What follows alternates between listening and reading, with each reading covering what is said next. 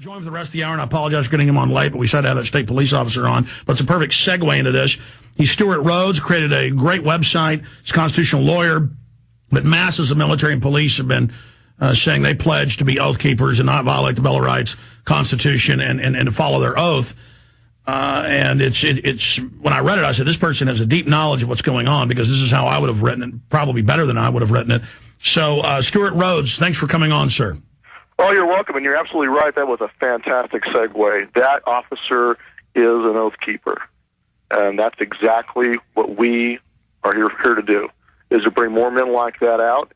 And most of the members of our organization don't use their real names, or we don't even want to know who they are, because just like that gentleman there just did, we want them to be able to continue in their job and continue doing the good work for the American people. But because the federal government is so out of control and criminal, I mean, that's a sad testament that these officers don't even really have their own First Amendment to say they don't appreciate the country being destroyed. That's right, and standing up and saying you might actually obey the Constitution could get you canned. So that's the world we live in right now. But you've probably been to our site. You can see the flood of testimonials we have in from veterans. Most of the veterans are not afraid to put their name on it, because they're no longer within reach of being punished for it, and they're standing up and saying, no, we're not going to do this. And the veterans are very important, because the veterans are there to teach the young bucks how to behave, to show them what they're supposed to be doing. And so that's our mission, is to remind them of their oath, to teach them what it was they swore an oath to defend, and then to steel their resolve to do what's right. And that officer is correct. You got to do that in advance. You got to do it ahead of time, so that when you draw your own lines in the sand and prepare yourself mentally to do what's right, and then you'll do it. Absolutely. Just amazing testimonials on the site. What gave you the idea to create this, and how many people have come on the site and pledged in just a few weeks it's been up that they're going to stand by the Constitution and Bill of Rights? Well, I was working for in Congressman Paul's campaign here in Nevada. I used to work in his D.C. office, but I was so focused on the campaign. But about a year and a half ago, I had the idea that, what do we do next? And if this campaign's not successful, what's our next move? And my thought was, let's have our focus of effort be on the men with the guns. If you're going to have an awakening of 1 million people, so you're going to have a chance to awaken 1 million people to be constitutionalists, would you want to focus on the military? And those are the men who are supposed to be our guardians. Exactly. If tyranny, they're the guardians of the republic. That's what they are. Yes, if tyranny is going to come, it's going to come in the form of a uniform.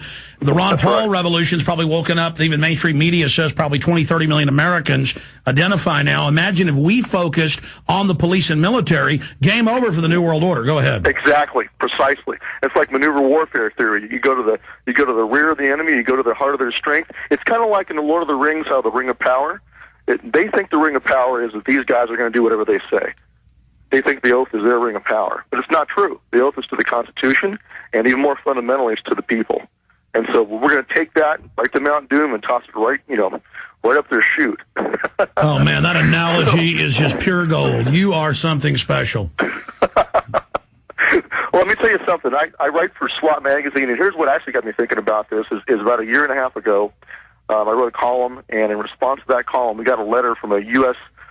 J.R. Ewell, Colonel, U.S. Army retired, and he said, the Constitution and our Bill of Rights are gravely endangered today, and this community of military and veterans and law enforcement is where they will be saved, if they are to be saved at all.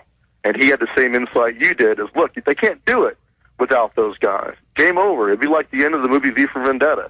The military stands down, and there's nothing between the people and the vultures. Nothing. And that's what our goal is. Well, I mean, police are going to lose their houses. They already are. They're going to lose their future in this New World Order. That's right. They're going to lose their Second Amendment. Yeah, and their children will be indentured servants for the rest of their lives. That's right. Yeah, the globalists have overplayed their hand. And I keep telling listeners, the phony churches on government payroll, I told you this a decade ago, now it's declassified, are telling you to stand down. So there's several rings of power. One is the police and the enforcers. The others is the churches. Got to take those back. Stay there, sir. We're going to tell folks how they can visit the Oath Keepers website when we come back. Another ragtag band. Declaring independence. They laid their bodies down in a bloody war.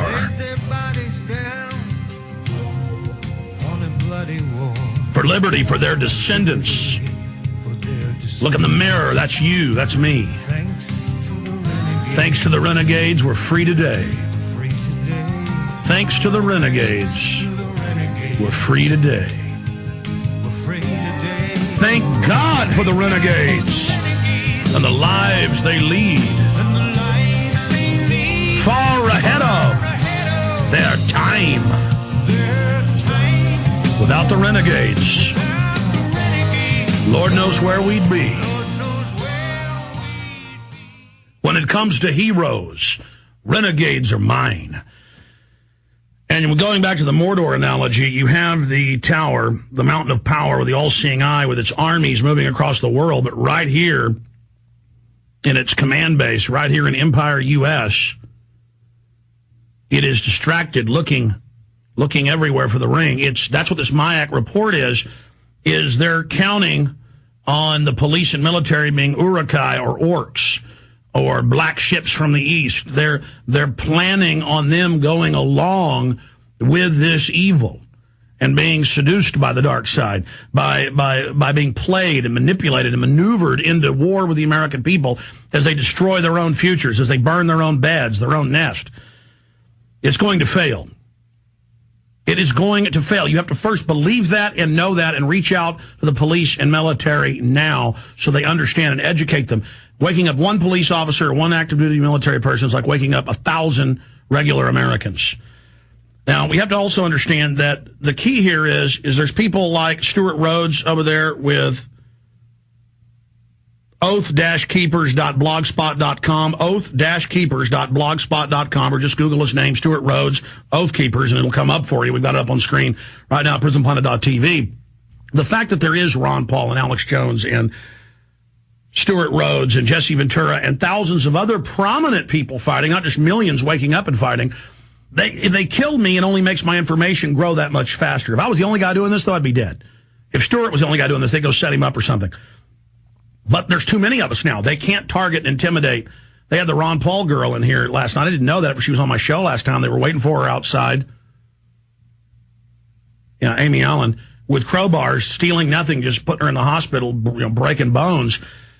That is the type of intimidation. I've been physically attacked, and they've told me, shut up or you're dead next time, but I fought back and fought them off, and they didn't like getting hurt real. I got hurt bad, too, but they were surprised that I wasn't a sheep, and I actually went absolutely ape.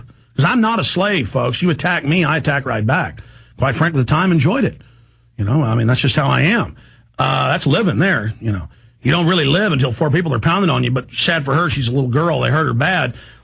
But you can't let that scare you. You got to say, oh, that means I'm hurting you. That means I'm getting close to the crack of doom to dump this ring in.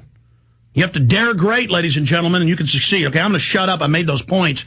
It's just that they're also trying to divide our movements, trying to demonize, trying to say, don't trust this leader, don't trust that leader. That's the operatives. That's what COINTELPRO does. This person's a Mason. That person's a Vatican assassin. This person works for Israel. It's the information that's key. Bill of Rights, Constitution, liberty, Second Amendment, national sovereignty, cut the size of government, kick them out of the states. You know a tree by its fruits. So the other attack is to divide us. Now, go ahead and comment on those points, Stewart Rhodes, and let's get into the Oath Keepers. Well, you're absolutely right, and that's why Oath Keepers. We always stress that this was first contemplated and first planned before the election. We didn't care who got elected; it didn't make a difference who was going to be president.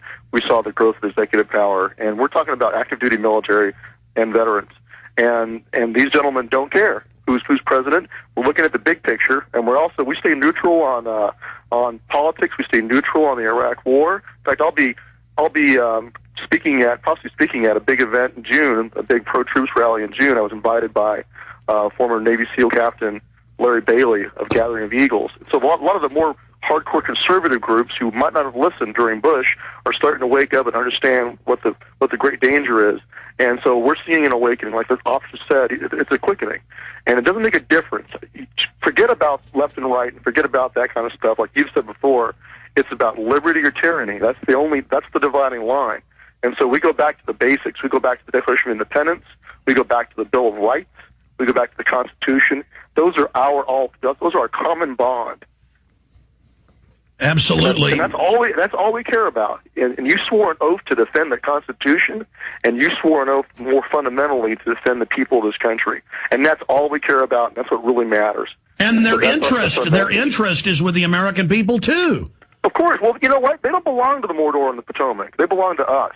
They're our fathers. They're our sons. They're our sisters. They're our uncles. They are us.